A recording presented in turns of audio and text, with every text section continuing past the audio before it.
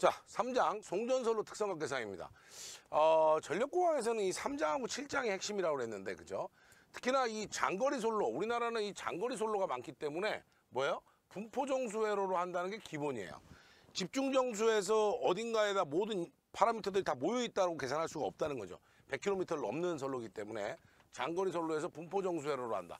요것은 이제 회로 13장이 아예 13장 전체가 분포정수 회로로 돼 있습니다. 그러니까 그만큼 중요하다는 거죠. 그 다음에 이제 단거리 솔로의 전압 강화, 그죠? 전압 강화. 특히나 요 전력을 구하는 문제에서 굉장히 많이 써먹었던 내용이죠. 그 다음에, 두 번째 전압 강화율입니다. 전압 강화율을 뭐예요? 송전단에서 수전단 빼는 거고, 전압 변동률 항상 뭐예요? 무부하고 부하니까 송전솔로에서는 부하가 달려있는 쪽은 항상 뭐다? 수전단 쪽이에요. 그래서 무부하 때 수전단 전압에서 수전단 전압 빼는 거죠. 솔로 손실했었던 거고요. 전력 손실률 했습니다. 결론이 뭐냐? 전압 강화는 전압에 반비례하고, 전압 강화율은 전압의 제곱에 반비례하고, 전력 손실은 전압의 제곱에 반비례하고, 공급 전력은 전압의 제곱에 비례하고요. 전선의 단면적도 전압의 제곱에 반비례한다.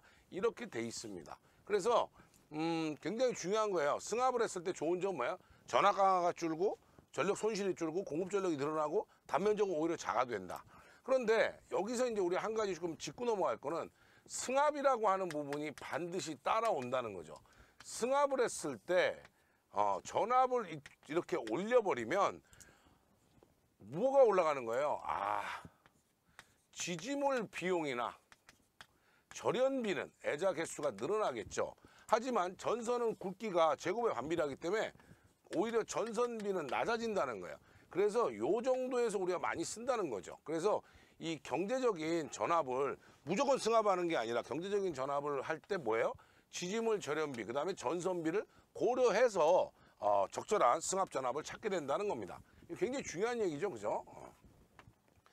자, 중거리 선로는요, 4단자망이에요. 회로에서 12장이 있었던 거죠. AD-BC가 1이어야 된다. 요거 선형 조건이죠. 그죠? 그래서 그런 내용이고요.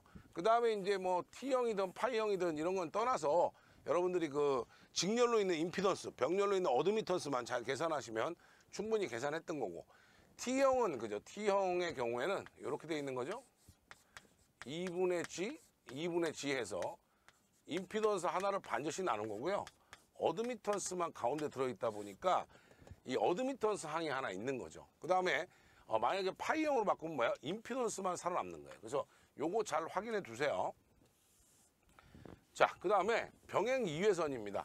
병렬로 가는 2회선이기 때문에 여러분들 뭐 보통 이렇게 많이 하죠. 철탑을 그려놓고 이렇게 하면 요쪽이 뭐예요? 요쪽이 1회선, 묶어서 1회선.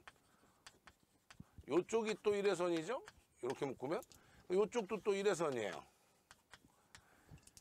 대제를 기준으로 보면 병렬로 되어 있는 뭐예요? 2회선이란 뜻이에요. 병렬로 되어 있다 보니까 뭐예요? 전압이나 전류는 변동이 없죠. 항상 임피던스가 절반이고 B가 임피던스니까요. 어드미턴스는 2배가 된다라는 겁니다. 요 내용이 그죠? 병행회선을 늘리면 임피던스가 줄어들기 때문에 안정도에도 좋다라고 말씀 많이 드렸죠. 안정도 할 때 보시면 또 되죠. 자, 장거리 송전솔로는 우리가 분포정수회로 하니까 특성 임피던스, 그죠? 어떻게 해요? 루트, 어드미턴스는 임피던스에서 계산하지만 우리가 뭐라 그랬어요? 제가 R이나 G는 도전율이 높은 전선하고 절연이 잘 돼 있으면 거의 무시할 만하기 때문에 L이나 C가 엄청나게 크니까 여기서 R하고 G를 지워버리면 루트 C분의 L이 된다. 여기서는 그죠?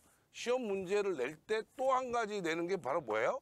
특성 임피던스는 뭐에 무관하다? 거리에는 관계가 없다. 이런 얘기죠. 거리에 무관하다는 얘기 굉장히 잘 나오죠. 자, 확인하시고요. 전파연수 감마는 루트 임피던스 어드미턴스고요. 전파 속도는 루트 LC분의 1이지만 이거 뭐예요? 빛의 속도, 그죠? 3 곱하기 10의 8승이 된다라는 거예요. 그래서 반드시 그죠? 확인해 두시는 게 좋겠다. 이런 말씀 드립니다. 송전 용량 계산식에서는요, 예전에는 고유부하법, 송전 계수법도 나왔지만 요새는 다 리액턴스법이에요. 100% 시험 문제가. 그래서 리액턴스, 즉 선로의 리액턴스가 커지면 송전 전력이 적어지죠. 그렇지만 송수전단 전압의 곱에 비례하고 얘도 뭐야? 델타. 저 두 개의 전압의 상차각이죠. 사인은 델타가 몇 도면 90도면 최대가 되기 때문에 최대가 되면 이 맥시멈 송전 전력은 뭐야? X분의 VS, VR이 된다. 이것도 시험 문제 잘 나오죠. 반드시 확인하시기 바랍니다. 리액턴스법으로 일반적으로 구한다는 것도 그죠? 요약에 다 돼 있다고 해서 다 외우는 건 아니에요. 중요한 부분을 하는 거죠. 자, 경제적인 송전전압을 나타내는 스트레식입니다. 여러분들 스트레식 굉장히 중요하죠? 알프레드 스틸이라고 하는 사람이 만들어낸 식이에요. 그래서 보면 5.5의 루트 0.6에 이거 뭐야? 송전거리. 얘는 뭐야? 송전전력 킬로와트입니다. 별표 잘 치세요. 송전전력을 킬로와트로 썼을 때 송전이기 때문에 킬로볼트로 나온다라는 거예요. 자, 6번째입니다. 조상설비예요. 무효전력 공급 및 흡수설비입니다. 예전에는 이제 조상설비라는 말을 썼는데 누가 KC에서 그게 없어졌다 그러는데 아닙니다. 그대로 있어요. 그리고 대신에 불로리액터, 전력용 콘덴서, 그 다음에 무효전력 보상형태 이렇게 나눈 거죠. 그래서 옛날하고 조금 달라지긴 했어도 거의 같은 내용이에요. 자, 그래서 항상 동기조상기하고요, 불로리액터, 전력용 콘덴서인데 하나 더 가서 SVC도 알아라고 그랬어요. 스태틱 바 컴펜세이터 뭐예요? 정지형 회전기가 아닌 무효전력 보상기죠. 이것 때문에 KEC가 바뀐 거죠. 그래서 얘는 얘하고는요 둘이는 특성이 같아요. 그렇지만 얘는 뭐예요? 회전기고 얘는 뭐예요? 정지기예요. 얘는 뭐 그죠? SCR이나 뭐 GTO라든지 이런 걸 이용해서 진지상을 다 공급할 수 있는 애들이다 이런 뜻이에요. 동기조상기는 여러분들 진지상이 다 되는 거고요. 불로 리액터는 L이죠. 지상. 콘덴서는 C니까 진상이 됐을 거예요. 그러다 보니까 얘는 진지상이 다 되니까 이름을 뭐로 줬어요? 연속적이다라고 줬고 얘네 둘이는 다 뭐예요? 불연속이다라고 하죠. 둘이 똑같죠. 얘네 둘이는 똑같아요. 진상, 지상만 빼고 나면 다 똑같죠. 그래서 그 얘기고요. 시송전, 시충전이 가능한 거고요. 여기는 불가능해요. 그래서 요 정도까지는 알아두셔야 되겠죠. 그죠? 꼭 기억하시기 바랍니다. 이 3장 굉장히 중요해요. 하는 내용도 많고요. 그 다음에 페란티 현상입니다. 페란티 현상이라고 하는 것은 뭐 시험 문제 안 나오면 이상한 내용이죠. 그죠? 페란티 현상. 페란티 현상은 뭐예요? 어떤 그 선로가 경부하나 무부하시 같은 때 이런 때는 그죠? 정전 용량이 커지기 때문에요. 선로의 뭐 때문에요? 정전 용량 C 때문에 송전단 전압보다도 오히려 수전단 전압이 올라가는 굉장히 위험한 상태라고 그랬어요. 그래서 대책이 뭐예요? C 때문에 발생하면 대책은 L이 되겠죠. 그래서 불로 리액터가 된다. 어디다 시설하는 거예요? 션트 타입의 리액터. 이거 어디다 시설하는 거예요? 송전선로 변전소에다 시설합니다. 꼭 기억하세요. 자, 그래서 그 다음에 보면 이제 직렬 콘덴서, 그죠? 병렬 콘덴서. 병렬 콘덴서 역률 개선이고요. 직렬 콘덴서는 단거리 선로 입장에서 봐도 RL이면 얘 때문에 전압이 많이 떨어지니까 직렬로 C를 달아가지고 전압을 올려서 이 둘을 상쇄하면 유도성 리액턴스에 의한 전압 강화가 보상이 된다는 거예요. 그래서 안정도 개선용이고요. 그 다음에 우리가 리액터 종류를 모아놨는데 한류 리액터 굉장히 중요하죠. 단락 전류 제한. 한류라고 하는 것은 전류를 제한하는 거예요. 그럼 전류를 제한할 정도 큰 전류가 뭐냐는 거예요. 단락 전류고요. 직렬 리액터는 제5고조파 제거. 불로 리액터는 좀 전에 했죠. 페란티 현상. 소호 리액터는 지라가크를 소호합니다. 요거는 오자에 가야 있죠. 자, 전력용 콘덴서는요. 설비를 이렇게 하죠. 보통.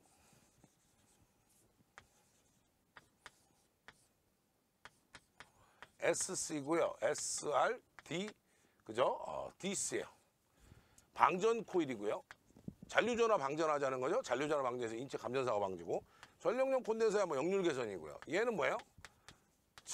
제5고조파를 제거하는 애들이다.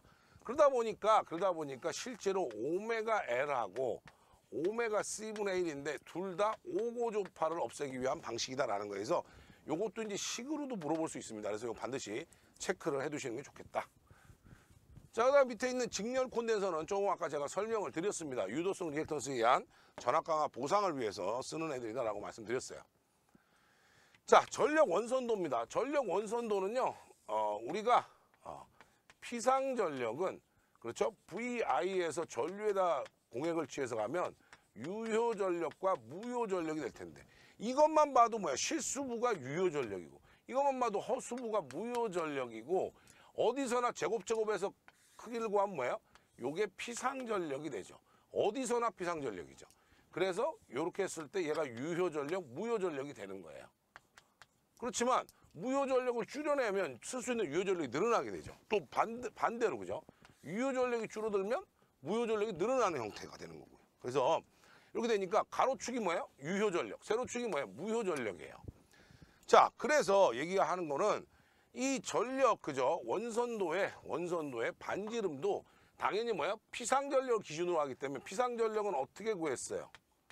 VI 또는 전류의 제곱의 임피던스로 구했기 때문에 임피던스 즉 뭐예요?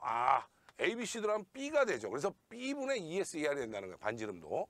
그 다음에 이제 시험 문제 많이 나왔던 거는 전력 원선도 상에서 구할 수 없는 거. 정상적인 상태는 다 구할 수 없는데 사고가 난다는 거죠. 과도한정 극한 전력. 사고 났을 때 보낼 수 있는 최대 전력. 이거는 여기서 구할 수 없고요. 그 다음에 코로나가 언제 발생할 줄 알고 여기다 해요. 그죠? 그래서 이 두 가지입니다. 꼭 기억하시고요. 8번째입니다. 직류송전에 대한 얘기예요. 직류송전은 그전에는 이제 해적 케이블로 해서 제주하고 해남 또 제주하고 진도로 했지만 이제는 앞으로는 가공으로 직류송전을 하겠다는 거거든요. 발전하고 배전은 교류로, 그 다음에 송전만 직류로 하는 겁니다. 일단 직류송전은요. 테마가 뭐냐면 직류라고 하는 것은 뭐가 없어요? 주파수가 없어요. 그렇다 보니까 리액턴스가 0이에요. 또 위상각도 고려할 이유가 없죠. 직류는 그죠? 그러다 보니까 리액턴스 없으니까 안정도가 높고 그 다음에 그죠? 두 번째는 뭐야? 비동기 연계가 가능하다. 뭐야? 주파수가 다른 선로들도 인버터로 다시 내보내잖아요. 그러니까 인버터로 내보내기 전에 다시 뭐야? 직류를 교류로 바꾸기 전에 거기에 맞는 주파수를 바꿔주면 되거든요. 그래서 비동기 연계가 가능하다는 거고요. 그 다음에 표피 효과는 주파수가 없으면 없어지죠. 그래서 직류에서는 표피 효과에 대한 손실이 없죠. 그 다음에 유전체 손이나 충전전류 앞에 2장에서 했어요. 바로 앞에 챕터에서 오메가 CE. 자, 주파수 없어요. 충전전류 없죠. 그래서 유전체 손도 없죠. 그 다음에 교류에 비해서 레벨이 그죠? 절연 레벨은 루트 2분의 1 정도 낮기 때문에 루트 2분의 1이 된다는 것은 직류는 교류의 한 70.7% 정도만 절연하면 된다는 거죠. 그래서 무효 전력도 없죠. 아예. 자, 확인 잘 하시고요. 단점이 도드라져요. 변압이 어렵다는 거고요. 변압이 안 되는 거죠. 정확하게 얘기하면. 그 다음 두 번째는 직류용 차단기가 개발이 안 돼 있어요. 그랬더니 저희 회사에는 쓰는데 아니 저압력 말고 여기 지금 뭐 하는 거죠? 뭐 하자 그랬어요? 송전하자는 거예요. 그러니까 송전에 쓸 수 있는 차단기, 굉장히 고전압용 송전용 차단기는 개발하기가 굉장히 까다롭다는 겁니다. 자, 4장으로 갈게요. 고장 계산입니다. 고장 계산은 이제 고장 계산할 때 삼상 단락 고장에 대한 거예요. 단락 고장하는데 단락 전류는 여러분 선로를 이렇게 모델링 하시면 돼요. 선로는 이렇게 해서 임피던스가 있고요. 단거리 선로로 보시면 되죠. 이렇게 해서 부하가 뒤에 달린다고 보면 되는데 요거는 이제 대지전압이죠. 전선로에서 모든 걸 대지전압을 한다 했어요. 단락이 되면요. 단락 전류는 이렇게 흐를 거예요. 단락 전류는 임피던스분의 전압이 된다. 이걸 뭐라 그래? 오음법이라고 하죠. 단락 전류를. 그 다음에 퍼센트 임피던스를 구한다는 것은 기준 전압에 대해서 임피던스에 의한 여기 전류가 흘렀을 때 이 전압 강화의 비를 100분율로 나타낸 거예요. 그렇기 때문에 이걸 계산해서 어떻게 했어요? 우리가 10V제곱에 Pg로 하고 그때 P는 뭘 했어요? KVA로. V는 뭐야? 반드시 단위가 KV로. 이렇게 했던 겁니다. 자, 기억하시고요. 자, 그래서 변압기도 똑같이 나오는 내용인데 단락 전류, 그죠? 사고 전류는 퍼센트 임피던스 100의 전격 전류다. 단락 용량, 사고 용량은 퍼센트 임피던스 100의 전격 용량이다 이거죠. 그래서 이 단락 용량은 사고 용량이기 때문에 차단 용량은 이 단락 용량보다 크거나 같은 애로 선정하시면 된다 그랬습니다. 잘 기억하시고요. 자, 삼상 불평형 고장에서 대칭 좌표법이에요. 뭐냐면 우리가 이미 회로이론 그죠? 구장이 다 이 대칭해법인데요. 영상분, 공통성분, 정상분, 상회전이 정상인 거, 역상분, 상회전이 반대인 걸로 나눕니다. 그래서 어떻게 했어요? 영상분, 정상분, 역상분은요. 3분의 1에 1a의 a제곱, 1a제곱 a로 해서 a상, b상, c상으로 이렇게 한 거예요. 그래서 요거 정리해 놓으시면 되죠. 그래서 이건 회로이론 할 때도 이미 다 있었던 내용이에요. 고장 분석 마찬가지죠. 일선 지락이 되면 제일 시험에 많이 나온 건 이거죠. 영상분 전류, 정상분, 역상분 전류가 똑같으니까 이때 지락 전류는 3배 영상분 전류가 되면서 G0 플러스 G1 플러스 G2분의 3배 EA가 된다. 그래서 요 3자 요거 잘 보시면 된다 그랬고요. 선간 단락이 되면 뭐가 없어져요? 영상분이 0이에요. 그 다음에 정상분 전류하고 역상분 전류가 크기는 같은데 방향이 반대고, 삼상 단락이 되면 뭐야? 정상분밖에는 존재하지 않는다 그랬습니다. 잘 기억해 두시면 돼요. 이런 거. 특히나 일선 지락에서 대부분 시험 문제가 나오죠. 그죠? 자, 사고별입니다. 영상분, 정상분, 역상분이 다 있는 건 뭐야? 일선 지락. 영상분이 없는데 정상분, 역상분만 있는 건 뭐야? 선간 단락. 정상분만 있는 거는 삼상 단락이라고 했습니다. 삼선 단락 또는 삼상 단락이라고 표현하죠. 잘 기억하시고요. 자, 송전솔로는 영상 임피던스가 항상 커요. 정상하고 임피던스, 역상은 같지만. 그 다음에 송전솔로의 사고는 대부분 순간 일선지락 사고이기 때문에 가장 큰 대책은 뭐예요? 고속도 뭐 한다고 그랬어요? 재폐로 방식을 적용해가지고 하겠다. 다시 닫는 거죠. 그죠? 맞아요. 차단기를 다시 닫았더니 무리 없이 잘 되더라. 이걸 뭐라 한다? 고속도 재폐로 방식이라고 합니다. 자, 이제 5장의 중성점 접지 방식이에요. 중성점 접지의 목적은 일선 지락 시의 건전상의 전이상승 억제해서 절연 레벨을 낮추고 어쩌고. 결론은 뭐야? 이상전압 방지의 목적이 있는 거죠.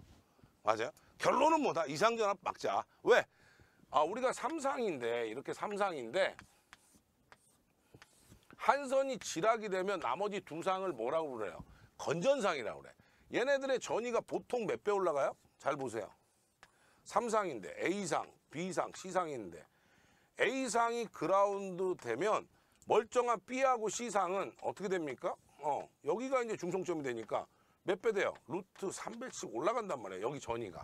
그런데 그거를 그거보다 낮추자는 거예요. 그래서 그 얘기 하는 거고요. 그래서 이제 이것 때문에 그죠? 이상전압 방지하자는 얘기가 항상 나오는 거고, 중성점 접지는 뭐 어떤 차단기 용량이나 송전 용량하고는 별로 관계가 없습니다. 그죠? 안정에 대한 문제예요. 자, 그래서 비접지 방식. 보통 우리나라는 비접지 방식을 어디다 써요? 3.3이나 6.6 kV 정도 급에 써요. 저전압의 단거리에 쓴다는 거죠. 자, 그래서 지락 전류는 항상 그죠? 어떻게 써요? 제2의 3배 오메가 C에 2로 계산했다. 이거 잘 기억하세요. 지락 전류는 무슨 전류다? 진상 전류다. 단락 전류는 뭐다? 지상 전류다. 이렇게 말씀드렸어요. 자, 직접 접지입니다. 우리나라 대부분이 이거니까 좋은 점 많죠. 일선 지락 시에 건전상의 대전이 상승이 낮고, 중성점이 평상시에 영전이로 유지되니까 단절연. 거리가 멀어질수록 절연을 많이 하는 방식을 쓸 수 있다. 그 다음에 보호개전기 동작이 신속하다는 거예요. 왜? 이게 지락 전류가 크다라고 하는 것은 두 가지를 갖고 나오죠. 동전의 양면이라 했어요. 첫 번째는 뭐예요? 보호개전기, 지락개전기죠. 동작이 아주 신속하고 정확해진다는 장점도 있지만 통신의 유도장애가 굉장히 크다라는 단점도 있어요. 그래서 지락 전류가 크다는 거는 통신 유도장애가 크고요. 대신에 보호개전기 동작이 안 신속하다라는 거예요. 자, 그 다음에 과도한 정도가, 그죠? 직접 접지를 하게 되면 한 선이 끊어지면 더 이상 송전이 안 되기 때문에 과도한 정도는 굉장히 낮은 편이에요. 자, 유효 접지입니다.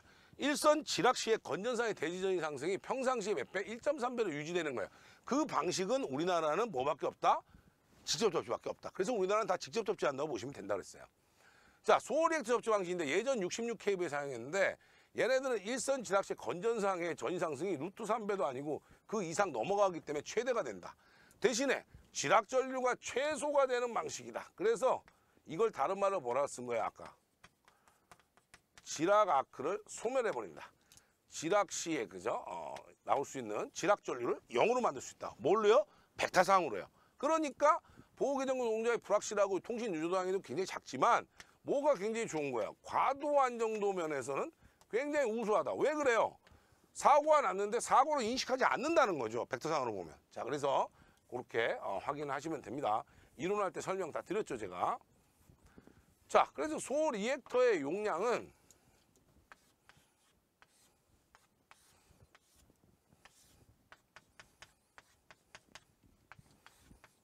여기 CS 3개 있고요.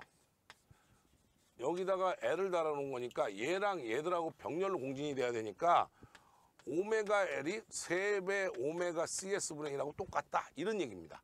그래서 그 소호 리액터 용량은 결국 계산해 보니까 뭐야? 요거죠. 삼선 일괄의 대지 충전 용량하고 똑같다라는 거예요.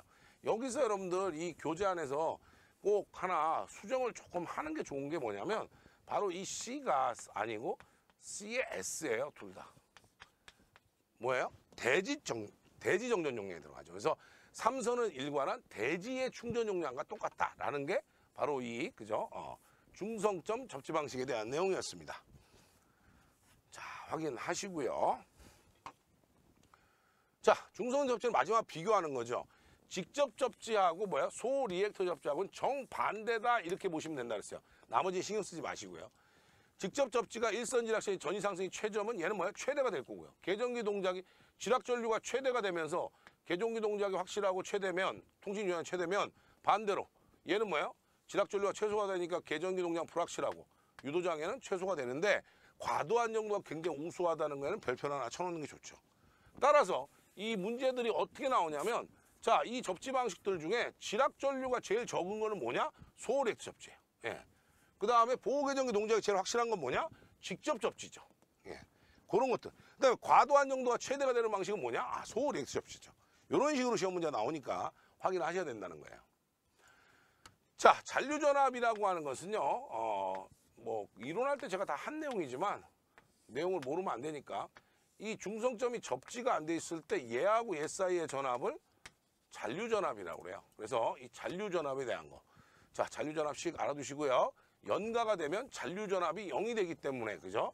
직렬 공진이 발생하는 경우가 생긴다라는 거죠. 자, 0이 안 되면. 자, 그래서 0이 되도록 우리가 하는 방식을 뭐라 했다? 0이 되도록 하는 방식을 우리가 연가라고 불렀습니다. 자, 유도장애요. 정전유도장애하고 전자유도장애인데 사실 시험 문제는 전자유도장애에 집중돼 있죠. 영상전류, 상호 인덕턴스 때문에 만들어진다. 전자유도전압 꼭 반드시 외워두시고요. 요 세 배 아이저를 뭐라 그랬어요? 기유도 전류, 유도 전압을 만들어내는 전류다 이렇게 얘기했던 거고요. 그 다음에 이제 요 내용이 좀 중요하죠. 요 내용은 뭐냐면 전압선이 이렇게 있을 때 여기에 그죠 뭐예요? 상호 정전 용량 이쪽이 뭐야? 통신선 쪽에 대지 정전 용량일 때 여기가 정전 유도 전압이 될 텐데 정전 유도 전압은 캐패시터 두 개가 직렬로 있으니까 CM 플러스 CS분의 요거 갖다 쓰죠. 반대로 요게 쓰겠다는 거예요. 그 내용입니다. 상호 정전 용량 때문에 생기는 거죠.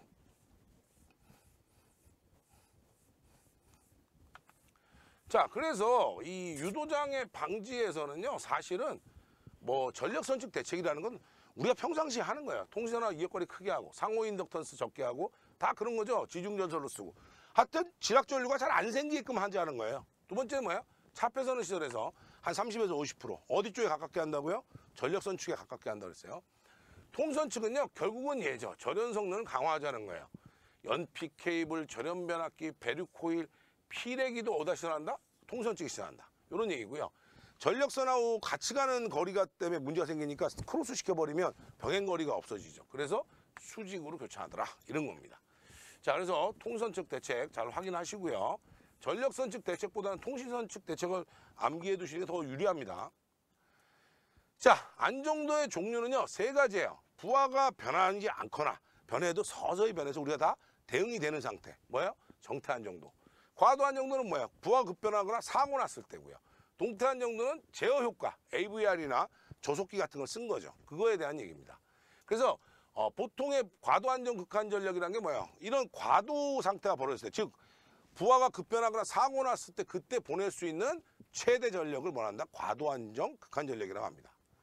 이 안정도 대책에서는 핵심이 뭐예요? 계통의 직렬 리액턴스를 작게 하자 그랬어요. 그래서 발전기, 변압기, 리액턴 작게 해야 되고 선로를 그저 병행 회선수를 늘리면 아까도 임피던스가 적어진다 그랬죠. 복도체, 다도체 쓰고 직렬 콘덴서 넣는 방식도 있죠. 그 다음에 전압 변동을 작게 하자는 거야. 소극 여자 방식, AVR을 쓰는 거죠. 그 다음에 계통을 연기하거나 그 다음에 중간 송전선을 도중에 동기조상기를 넣어서 쓰는 방식이 있고요. 그 다음에 고장 전류 신속하게 줄이고 고장 구간을 신속하게 차단하라고 했는데 이 중에 고속도 재폐로 방식에 대한 얘기가 굉장히 많아요. 고속도 재폐로의 목적은 뭐예요? 안정도 향상입니다. 잘 기억해 두시면 되겠죠. 안정도 향상에 대한 내용이에요. 잘 기억하세요. 고속도 재패로. 자, 여기까지가 6장이었습니다.